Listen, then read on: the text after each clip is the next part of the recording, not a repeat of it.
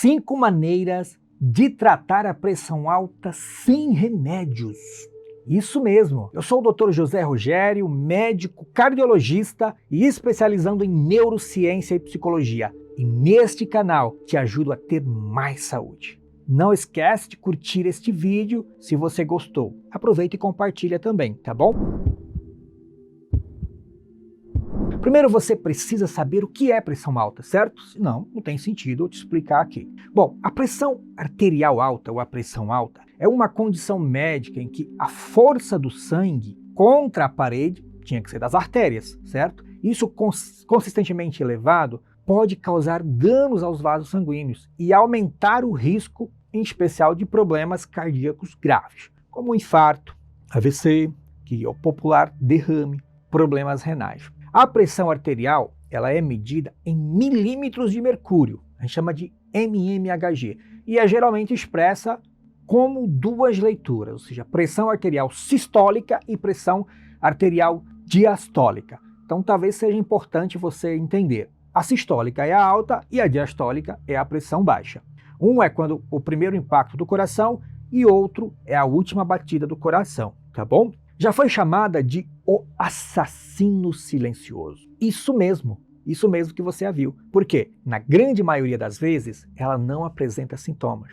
E mesmo assim, pode causar danos irreversíveis e progressível a longo prazo. O tema, gente, é tão importante que existe um dia no calendário. Já sabe qual que é? 26 de abril. É o Dia Nacional de Prevenção e Combate à Pressão Arterial. De acordo aí com os dados da Sociedade Brasileira de Hipertensão, olha só, 30% dos adultos têm pressão alta. Meu Deus do céu. Faz o cálculo aí. Imagina, tem 200 milhões de pessoas no Brasil, 30% dessa negada toda. Quanto vai ter de pressão alta? É uma coisa catastrófica. Mas eu te falei que ia te dar algumas dicas para você controlar ela sem remédio. Vamos lá então, a primeira dica. Dica 1. Importante, hein? Presta atenção. Manter uma alimentação saudável. Você já deve estar cansado de ouvir isso. Mas afinal, você sabe o que significa manter uma alimentação saudável? Às vezes você, não, é comer verdura, legumes, frutas. Mas eu vou te explicar aqui com detalhes, você vai ver que é muito fácil. Gente, uma alimentação saudável é você ingerir alimentos nutritivos. E vou te dar vários exemplos de uma alimentação super, mega, ultra nutritiva. E não é só alimentos em si, é também a quantidade. Às vezes você come muitos alimentos nutritivos, mas come um monte. Aí também passa mal. Vamos falar pelas frutas e vegetais. Inclua uma grande quantidade de frutas e vegetais, em especial aqueles coloridos. Aí o gosto você escolhe. As frutas são uma fonte de vitaminas, minerais e fibras essenciais. Outro, cereais integrais. Opte por grãos integrais, como arroz integral, aveia, pão integral, em vez de produtos refinados, por exemplo, o arroz branco, pois tem uma quantidade maior de fibra e ajuda a melhorar, em especial, o trânsito intestinal. Então, você que é constipado, o arroz integral é melhor para você, tá bom? As proteínas. Escolha as fontes magras de proteínas. Os peixes, frangos, ovos e legumes. Isso mesmo, legumes também é fonte de proteína, tá bom? E quando você for comer gordura, lembra, coma gordura saudável. Existe sim. E as principais fontes são quem? Abacate, nozes, isso, gordura saudável. Não sei se você sabe, mas existe. E abandone aquelas gorduras saturadas, tá bom? As gorduras de origem animal. Os açúcares e sal. Nem preciso falar. Precisa reduzir o consumo porque talvez o pior alimento que existe no mundo deve ser o açúcar. Hidratação. Cara, tem que beber água. Quantos quilos você pesa? Faz o cálculo aí. 70 quilos? Tem que beber no mínimo 2 litros e 100. Isso se você não estiver fazendo nenhuma atividade que você perca bastante suor. Se for, tem que aumentar isso para uns 2 litros e meio. A hidratação é super importante para o coração, para os rins, para o cérebro. Afinal, 70% do teu corpo é água, filho de Deus. Então tu precisa, tá bom? E quando tu for comer, lembra que eu falei lá atrás? Presta atenção no tamanho do teu prato. Precisa ter um pouquinho de consciência de quanto tu está comendo. Talvez tu fale, eu como alimentos saudáveis, mas olha a quantidade. Isso também influencia, tá bom? Você precisa planejar suas refeições. A gente que às vezes trabalha fora de casa, não tem costume de fazer um planejamento, às vezes, que é até semanal. Então acaba comendo muita porcaria aí nas lanchonetes afora. Então essa foi a primeira dica. Vamos para a dica 2, atividade física regular. Você está cansado de saber que precisa fazer atividade física. Mas como fazer isso? Já vou te falar, criatura. Calma lá. tá bom? Então você precisa praticar uma atividade física e ela tem que ser regular. Atividade física, gente, ela traz inúmeros benefícios, mas tem que ser uma prática regular. Você tem que botar a camisinha aqui no ombro, calçar o tênis, vestir o calção e sair para caminhar. Teu cérebro precisa entender que você está fazendo uma atividade que é prazerosa. E tem que ser no mínimo 150 minutos por semana, tá bom? Então não esquece disso. Saúde do coração. Gente, o exercício ajuda a fortalecer o quê? O coração. Você não malha, não vai para academia, não fica musculoso? Pois é, quando você faz atividade física, o teu coração também fica mais forte, fica mais resistente, melhora a pressão, reduz risco de infarto, risco de AVC, controla o peso, ajuda a queimar aquelas calorinhas e ajuda também a manter o teu metabolismo funcionando eficientemente. E quando você perde peso, adivinha? A pressão melhora. Mas é difícil perder peso?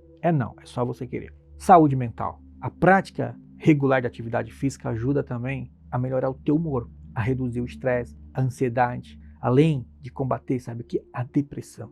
Nós sabemos que o estresse é uma causa frequente de picos de pressão alta. É muito comum as pessoas irem no pronto-socorro por pressão alta relacionada ao estresse. A atividade física também melhora a saúde dos ossos. Isso mesmo. Então, fazer caminhada, levantar peso, pezinhos mesmo, então ajuda muito a reduzir o risco de osteoporose ou osteoporose, como você quiser, tá bom? Lembrando, ter um sistema muscular ósseo saudável é importante para tudo. Outro ponto que o exercício ajuda a controlar o diabetes. A atividade física pode ajudar a controlar os níveis de açúcar no sangue. Sabemos que o diabetes talvez é um maior vilão, que mais traz riscos de derrame e de infarto. Então, controlar diretamente essa doença, esse açúcar no sangue, vai impactar, sem dúvidas, aí no seu prognóstico, tá bom? Outra coisa que a atividade física faz, melhora a energia, melhora o sono, melhora a sua performance cardiovascular, melhora a atividade sexual, melhora a libido, te dá mais energia. Gente, é muito benefício. Precisa começar a fazer isso já, agora, para ontem. E outra coisa que a atividade física ajuda também é reduzir o nível de cortisol, que é muito prejudicial para a saúde. Saúde dos pulmões, isso, melhora a sua capacidade respiratória. Você consegue respirar melhor e respirar é vida. Quem não respira, não tem vida. Outra coisa que a atividade física te traz, melhora o sistema imunológico. É verdade. Fortalece o teu sistema imunológico, tornando ele mais eficaz contra as infecções. Mais um motivo. Eu já até falei, eu acho, mas, gente, melhora a qualidade do sono. Ajuda a combater a insônia. Olha, já te dei 9 motivos para você começar a atividade física e vou te dar mais um, o 10º. Quer viver mais? 100 anos? Faz atividade física, filho de Deus. A prática de atividade física é um dos principais fatores que fortalece e te dá qualidade e não só longevidade. Mas lembra, tá bom? Antes de você começar suas atividades físicas, marque uma consulta com um profissional, faz uma boa avaliação para não ter risco, tá bom? Então vamos para a dica de número 3. Falei 2 dicas, agora vamos para a terceira, tá bom? O gerenciamento do estresse. É muito importante. Olha por que o estresse piora a pressão. Então, você precisa cuidar de outros fatores que pioram a sua pressão, e o estresse é um deles. Eu vou citar apenas 3 pontos importantes, tá bom? Quando uma pessoa está estressada, o corpo libera hormônios como o cortisol, a adrenalina, e esses hormônios eles estão relacionados ao que a gente chama de hormônios luta-fuga, tá bom? Eles causam ali um estreitamento temporário das artérias, elevando a pressão arterial. Então isso é altamente prejudicial para o teu coração. Então, controlar o estresse. E principalmente quando ele é crônico. Quando ele é crônico, isso pode alterar os teus hábitos de vida. Como, por exemplo, má alimentação, aí você não quer fazer atividade física, aí você quer consumir álcool, o cigarro, insônia e etc. Outro motivo. Outra ligação entre o estresse e a pressão arterial alta está relacionada, sabe o quê? Ao sistema nervoso autônomo, que regula as funções corporais automáticas, incluindo a pressão arterial. O estresse crônico pode afetar este equilíbrio e nós precisamos aprender a gerenciar o estresse. Porque senão, meu amigo, olha, complicações virão. Vamos para a quarta dica. Te dei 3 dicas, vamos para a quarta. Olha, se você gosta de um álcool, precisa reduzir o consumo. A redução do consumo de álcool pode contribuir e muito para a melhoria da pressão. Isso mesmo que você ouviu. Ah, mas eu bebo 1 a 2 vezes por semana. Mas a quantidade que você bebe. Então, gente, é importante. A redução do álcool pode aumentar os níveis de estresse, o que pode contribuir para o aumento de quê? Na pressão. O nosso corpo ele enxerga o álcool como um intruso, como algo nocivo. Então, por isso, é prejudicial. Redução da inflamação. O consumo de álcool, por exemplo, pode levar à inflamação crônica do corpo. Você reduzir o álcool, reduz a inflamação. Não sabemos por quê, mas, por exemplo, já ouviu falar de esteatose hepática? Gordurinha no fígado? Pois é, com o consumo elevado de álcool, isso pode piorar. E isso não é bom para a sua saúde. Lembra que eu te falei que o álcool ele é um pró-inflamatório? Por esses motivos. E pode também afetar o teu sistema imunológico, te deixar fraco aí para você pegar uma doença aí que pode complicar a tua vida, tá bom? Sistema cardiovascular. O consumo de álcool excessivo pode causar danos, sabe o quê? A parede das artérias, deixar elas mais rígidas e, consequentemente, aumenta a pressão arterial. Outro problema que o álcool te traz, 4 motivos já para você parar de beber. Calorias vazias, gente. Já viu que todo mundo que bebe tem aquela barriguinha mais saliente? Por quê? Calorias, não tem nutrientes, não tem minerais, não tem vitaminas. E a quantidade de quilocaloria que tem 1 grama de álcool, se eu te falar, você cai de costa. É isso mesmo, tá? Então, abandonar o álcool vai melhorar a sua função hepática. Porque o consumo excessivo de álcool pode sobrecarregar teu fígado. Sabe por quê? Porque o álcool ele é metabolizado onde? No teu fígado. E isso vai ter relação direta com o controle da pressão. Porque o fígado ele libera várias proteínas que têm relação direta com o sistema circulatório. Vamos para a quinta dica, controle de peso. Meu Deus, quantos por cento da população brasileira está acima do peso? Nem vou falar. Mas a perda de peso talvez seja um dos pontos mais importantes para o controle da pressão. Se você souber o benefício que isso traz, é muito importante. Olha só o que eu vou te falar aqui, por exemplo. Reduz risco cardiovascular. Pode parecer pouco, mas se você perder 2 quilos, 2 quilinhos de peso, você perdendo, já vai reduzir 3,7 milímetros na chamada pressão máxima, naquela pressão sistólica que nós chamamos. Imagina se você perder 10. Olha o benefício que isso vai te trazer. Então, a perda de peso talvez seja o maior de todos os impactos aí no controle da pressão. Porque as outras dicas que eu te dei são super importantes e todas elas vão estar relacionadas uma com a outra. Vão estar diretamente relacionadas um com o outro. Então é muito importante. O controle do diabetes, gente, quando você perde peso, ajuda a controlar os níveis de açúcar no sangue. Lembra que eu falei que está tudo relacionado uma coisa com a outra? E o que é especialmente importante para as pessoas com diabetes? É super importante, é ultra importante. Perder peso também reduz o quê? Inflamação. A pessoa obesa, nós falamos que é uma pessoa inflamada. Se você fizer um PCR dessa pessoa, você vai ver que ele está um pouquinho mais elevado. Porque a gordura, ela tem uma ação inflamatória. Então, perder peso também desinflama. Não é só alguns alimentos, perder peso também. O aumento da sensibilidade à insulina. Olha, a perda de peso pode aumentar a sensibilidade da insulina, ou seja, melhorando o controle da glicemia, ou seja, a insulina ela é melhor aproveitada. E melhora a tua qualidade de vida, melhora as tuas emoções, melhora o teu bem-estar, São tantos os benefícios que dá pra gente ficar aqui falando horas. Mas eu te dei 5 dicas importantes, tá bom? Vamos lá.